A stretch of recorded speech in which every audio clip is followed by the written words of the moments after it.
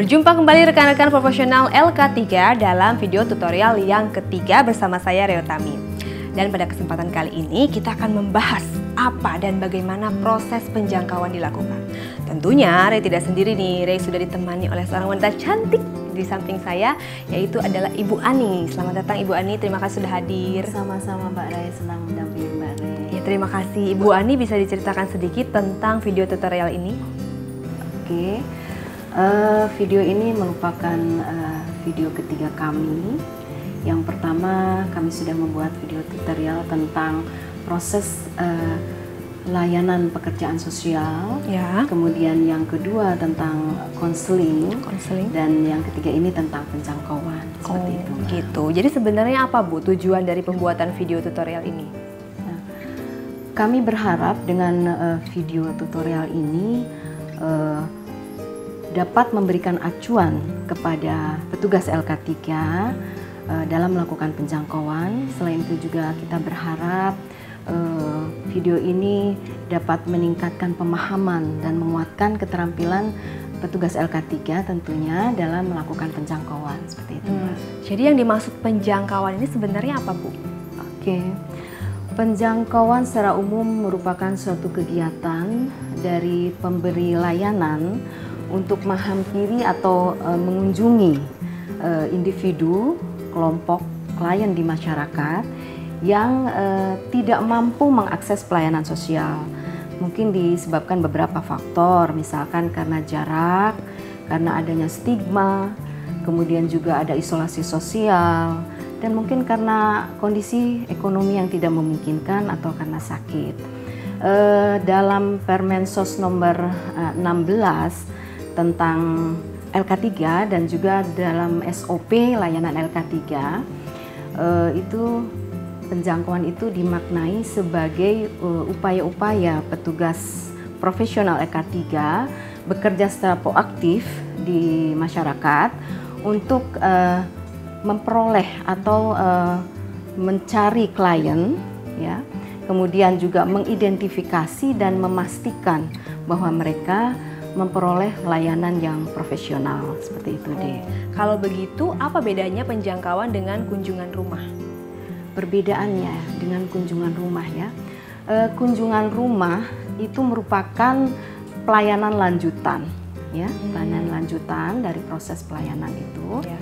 Kemudian dilakukan untuk menggali lebih rinci dan lebih akurat informasi tentang klien dan pihak-pihak terkait, misalnya keluarganya dan lingkungannya seperti itu. Dan dalam hal ini petugas sudah sudah ada kesepakatan antara petugas dengan klien, ya, untuk melaksanakan kunjungan rumah itu. Kalau dalam penjangkauan boleh jadi klien belum tahu tentang LK3, bahkan mungkin belum memahami bahwa dirinya memerlukan layanan LK3, itu perbedaannya. Kalau persamaannya dalam kunjungan rumah, petugas dapat melakukan intervensi di tempat. Demikian pula dalam penjangkauan, walaupun mungkin sifatnya masih darurat. Seperti itu deh. Jadi belum tersentuh ya layanan LK3 kalau penjangkauan. Lantas dalam situasi yang bagaimana penjangkauan perlu dilakukan? Penjangkauan dilakukan dalam situasi darurat. Tadi intinya klien atau calon klien tidak mampu menjangkau pelayanan. Oleh karena itu kami menjangkau. Gitu. Dari segi hambatan waktu, kemudian geografis juga ya Bu ya, itu. Terpencil atau mungkin dari segi keuangan yang mungkin tidak memungkinkan atau karena sakit. Iya, karena itu kami yang menjangkau. Untuk lebih jelasnya kita lihat bersama tayangan berikut ini.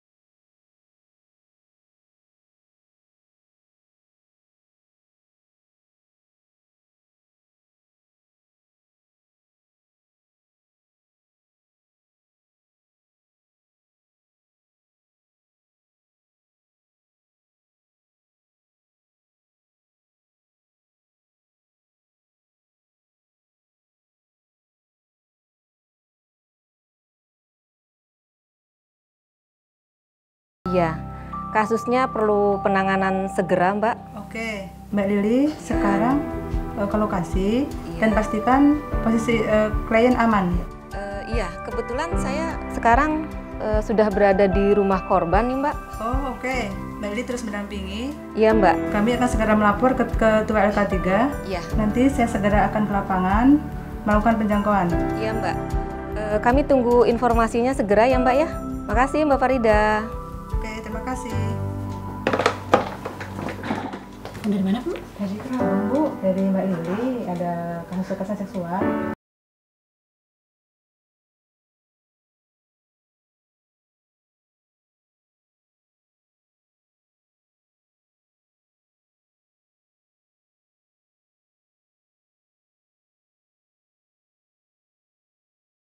Saya mau melaporkan tadi Bu Lili telepon dari TKSK Kerawang.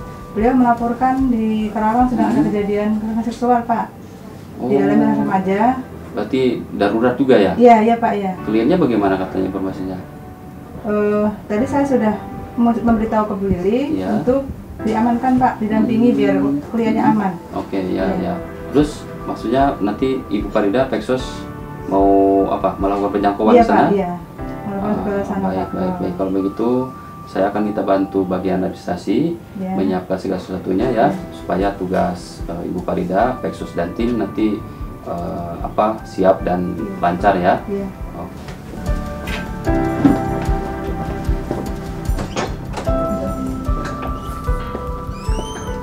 Pak, Bu Ade, minta tolong. Iya, Pak. Ya. Ini Ibu Farida, Peksos laporan. Jadi ada kasus dan perlu kita lakukan penjangkauan, Bu. Jadi mohon dibantu siapkan administrasi, akomodasi dan transportasi serta nanti tim ya. Karena baik Pak, sebentar lagi akan kami persiapkan surat tugas sama akomodasinya. Tolong ya Mbak ya, untuk surat tugas. Iya. Oke, makasih ya. Baik Pak.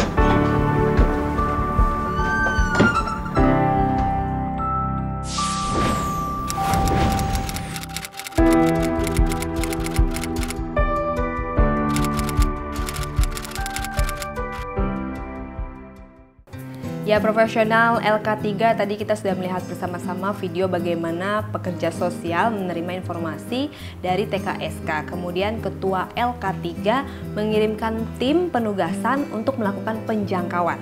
Jadi Bu Ani, sebenarnya apa saja sih tahapan dari penjangkauan itu? Ya Mbak Rey, berdasarkan SOP tentang layanan LK3 ada 3 tahapan utama dalam melakukan penjangkauan. Yang pertama perencanaan, yang kedua pelaksanaan, dan yang ketiga pelaporan. Dalam perencanaan ini ada beberapa hal yang harus dilakukan. Ya. Yang pertama, ketua membentuk tim untuk melakukan penjangkauan. Sekaligus juga dibicarakan tentang strategi-strategi apa yang akan dipakai saat melakukan penjangkauan. Kemudian yang kedua, tim juga mengontak TKSK, mengkoordinasikan dengan TKSK tentang rencana penjangkauan.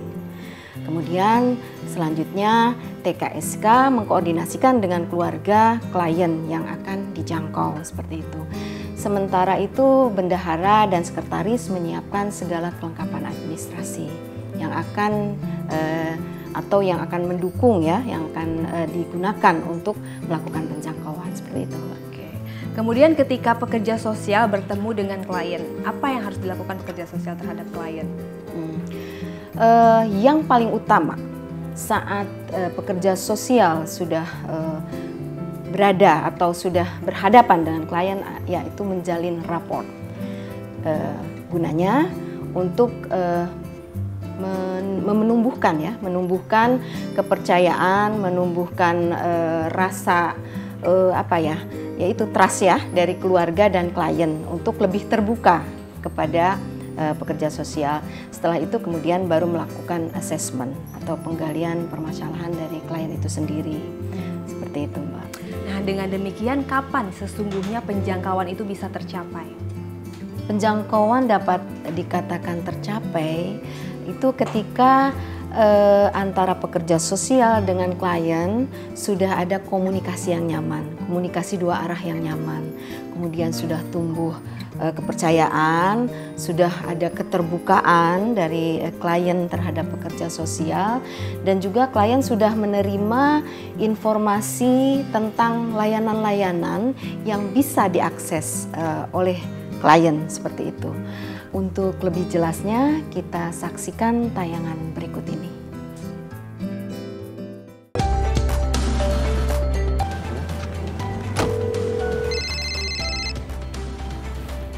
Halo. Ya, halo, Mbak Lili. Oh iya, Mbak Farida, gimana?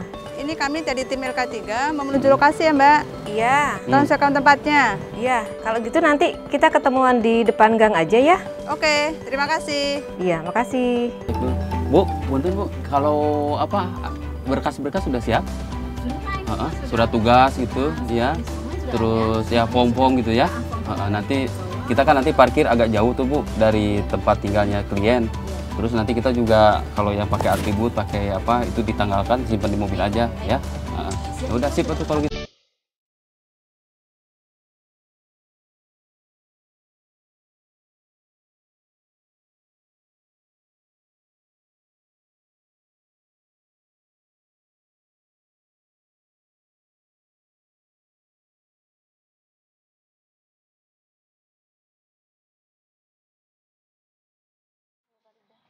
Gimana lokasi rumah? Di sebelah sana ya. Kita jalan sedikit lagi ke sana.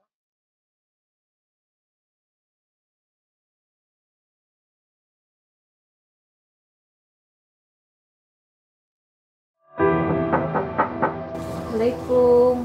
Waalaikumsalam. Sebentar.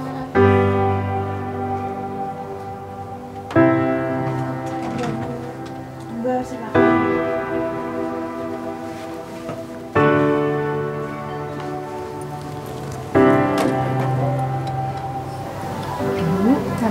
Sesuai janji saya kemarin, saya bawa teman dari pekerja sosial LK3, namanya Bu Farida.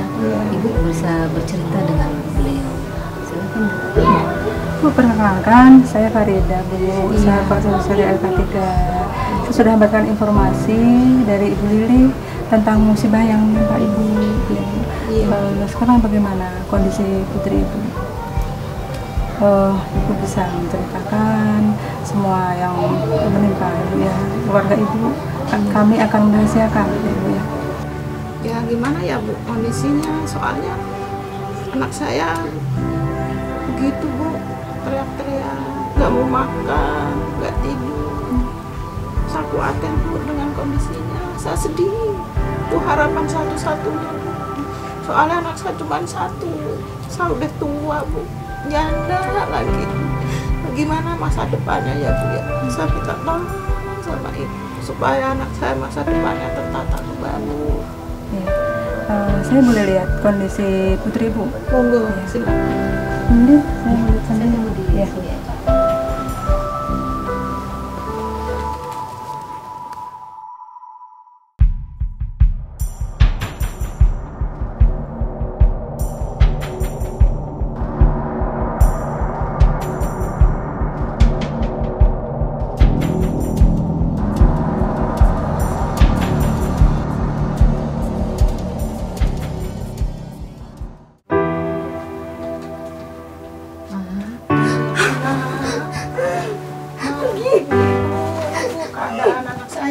Iya. Tiap hari begini Bu, bisa sedih, nggak mau makan, nggak keluar, bisa bingung. Iya. Ada ini caranya ini, Iya, yang seperti sedia kala. Kita akan bantu. Kita dari tim LK3 ya Bu. Iya, makasih Saya banyak. sosial akan bantu mendampingi psikososialnya Bunga ya Bu. Kita akan bawa ke polisi ya Bu ya, ke dokter. Iya, iya Bu ya. Ya udah kita keluar dulu Bu ya. Ibu, terima kasih atas waktu Ibu menerima kami di sini ya Bu ya. Kami akan memberikan solusi untuk kesembuhan putri ibu. Amin. Kalau ada apa-apa dengan kondisi putri ibu bisa menghubungi saya atau ke saya langsung Bu bisa Ibu Lili. Ya, banyak terima kasih atas bantuan ibu-ibu. Iya. Mohon pamit ya Bu. Monggo. Iya. Terima kasih banyak ya Bu. Pamit ya Bu. Monggo. Monggo.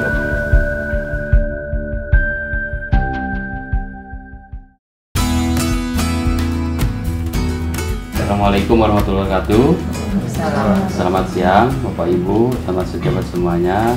Terima kasih atas kehadirannya dan kita lengkap hari ini sesuai dengan undangan kami atas permintaan dari pekerja sosial. Hari ini kita melakukan case conference. Oleh karena itu kita tutup saja pembahasan kasus kali ini.